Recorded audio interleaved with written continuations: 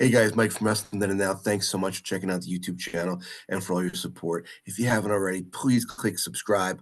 I have so much content coming up. You don't want to miss anything. If you enjoy this video, please give it a like. It really does help my channel grow. Thanks again.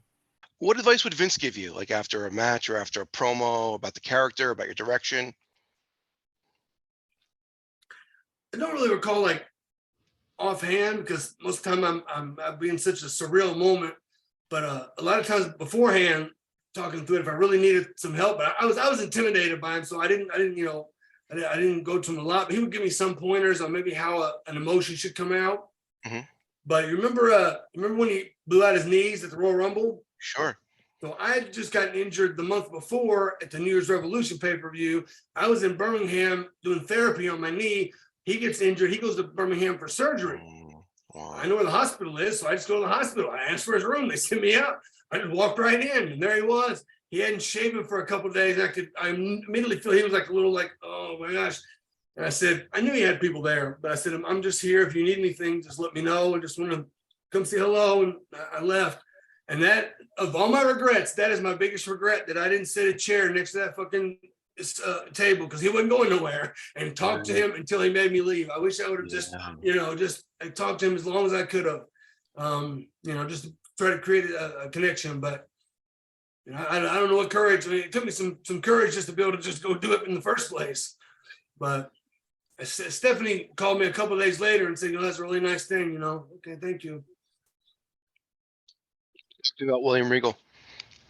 William Regal was awesome. Like, Rip Rogers used to tag with Regal in Germany, and Rip was the reason that Regal got to WCW, got to America. Rip told Regal, he dictated to him what to write to apply to Bill Watts. So Regal got in. And I had known him from doing dark matches and been around, but when we really started to ride together, I mean, it was like Barnum and Bailey Circus. We were together, and then shortly after, Tajiri had been off because his wife had a baby. He came back, so he got in with us. And it was like, it was literally like a circus. I mean, we'd go places and nobody could understand Tajiri. Regal talks with the English slang, but he also talks very softly. So most people can't understand him. So there's Eugene having to do all the translating, and I'm doing all the driving. And it was just every day. I remember Regal got a harmonica one day at a place we were at. He told me he was going to do it to see if he could do anything to get Tajiri. So he would just blow it for a couple of minutes and set it down for an hour and blow it and just set it. Tajiri never said anything. We get in the next morning, Regal hadn't got in there yet. Tajiri grabs the harmonica, looks at it, and goes, and sets it back down. That was it. It was just silliness. What was it like working with him in the ring?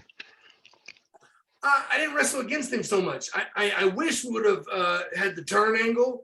Regal could have turned when so Bischoff pitched the idea to shave his head.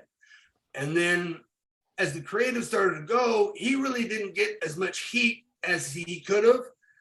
And he really wasn't allowed to. It was written that he wasn't allowed to, you know what I mean? That they'll only let him get so much heat on Eugene. And he felt like he didn't want to shave his head because he didn't get enough heat. So he went, and what was going to happen was Regal was going to turn on Eugene, and they were going to shave my head. And we got there that day, and Regal heard that, and he walks off. He comes back, and all of a sudden it's changed back to, I'm going to go over and shave Bischoff's head. I feel like I understand both ways. It would have been good, but it wasn't time yet. Regal and I didn't have enough, togetherness. We still had some more legs under us, but I was just the guy there with my mouth shut, my ears open, and on time. You talk over a tag match with Regal. I mean, he's the ring general, of course, but how much input does he let you have?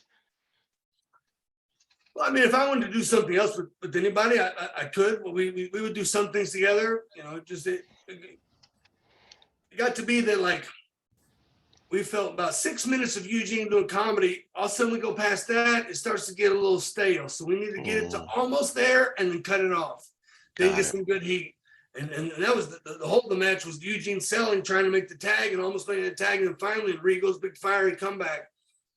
So I always like to shoot the guys together, and they fall, and then we do the rowboat where we take their feet and they rowboat their feet. I always like that one.